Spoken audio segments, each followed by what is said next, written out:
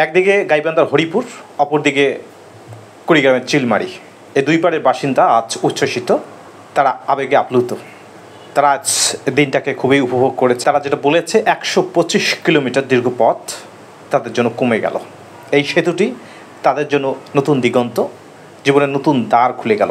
শুধু ব্যবসা নয়, চিকিৎসা, শিক্ষা সব স্তরে তাদের আমূল পরিবর্তন আসবে। সময় বাঁচবে ঘন্টার পর ঘন্টা।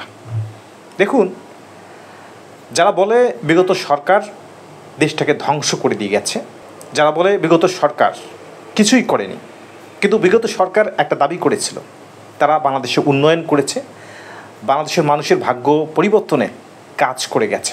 71 থেকে 2025 যারা নতুন রাজনীতি করে তারা বলে 54 বছরের রাজনীতিবিদরা বাংলাদেশের জন্য কী করেছে। বঙ্গবন্ধু 1971 সালে স্বাধীনতা এনে দিয়েছে। শহীদ প্রেসিডেন্ট জিয়াউর রহমান বহুদলীয় রাজনীতির উত্থান ঘটিয়েছে। প্রেসিডেন্ট এরশাদ তার সময়কালেও আমূল পরিবর্তন করে দিয়েছে। এখনও তার ব্যাপারে মানুষ গুণগান গায়। শেখ হাসিনার এই দীর্ঘ আমলেও অনেক কাজ হয়েছে, যেগুলো মানুষ কল্পনা করতে পারেনি, শুধু স্বপ্ন এঁকেছে, এমনকি স্বপ্নও দেখতে পারেনি। এই যে গাইবান্ধার হরিপুর থেকে কুড়িগ্রামের চিলমারি, এই দুই পাড়ের বাসিন্দা কখনো ভেবেছিল যে এখানে দীর্ঘ একটা সেতু হবে, যার দৈর্ঘ্য হবে 1490 কিলোমিটার। আজ উদ্বোধন করলেন কে? আসিফ মাহমুদ সজীব ভুইয়া, যুব ক্রীড়া ও স্থানীয় সরকার মন্ত্রণালয়ের উপদেষ্টা। সত্যিকার অর্থে এনার কোনো ক্রেডিট আছে কি এই ব্যাপারে? নেই, কিন্তু উনি দায়িত্বে রয়েছেন, উদ্বোধন করেছেন। আপনি দায়িত্বে রয়েছেন যে কারণে আপনি উদ্বোধন করেছেন। এর সঙ্গে সঙ্গে আপনাকে স্বীকার করা লাগতো যে এই সেতুর পিছনের অবদান কার। যদি পারতেন স্বীকার করতে, তখন থেকেই এমন একটা রাজনৈতিক ধারা তৈরি হতো, সেখানে রাজনীতিবিদরা রাজনীতি করবে শুধু মানুষের জন্য। সেই পরিবর্তনটা তো আসেনি।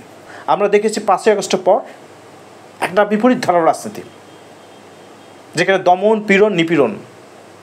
আবার গত 16 বছরও আওয়ামী লীগ যেটা করেছিল এবং আওয়ামী লীগের বিপক্ষে যেটা অভিযোগ তখনকার রাজনীতিবিদদের, ঠিক একই কাজ এখন যারা শাসন ক্ষমতায় রয়েছে বা ক্ষমতায় যাবে তাদেরও একই চিন্তাভাবনা, একই কাজ।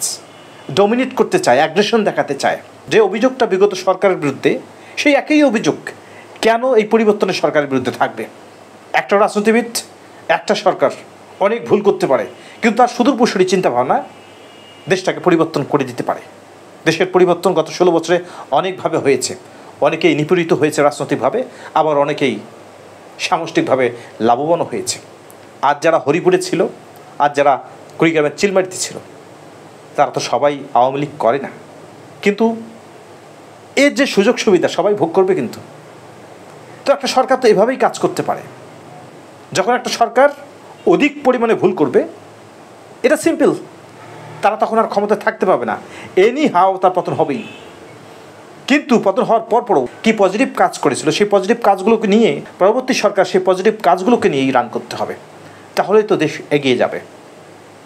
যখন কুড়িগ্রামের চিলমারি থেকে কেউ গাইবান্ধার হরিপুরমুখী ঢাকার দিকে যাবে এবং গাইবান্ধার হরিপুর থেকে যখন কেউ কুড়িগ্রাম মুখে আসবে, এই যে সময়টা, যারা 1490 মিটার পাড়ি দেবে, কেউ আর স্বীকার করতে পারবে না বিগত সরকারের চিন্তাভাবনার ফসল এবং বিগত সরকারের অবদান শতভাগ। তারাই এটি পরিকল্পনা করেছিল, তারাই এই দুই পাড়ের নদীর এই দুই পাড়ের মানুষের জন্য চিন্তাভাবনা করেছিল।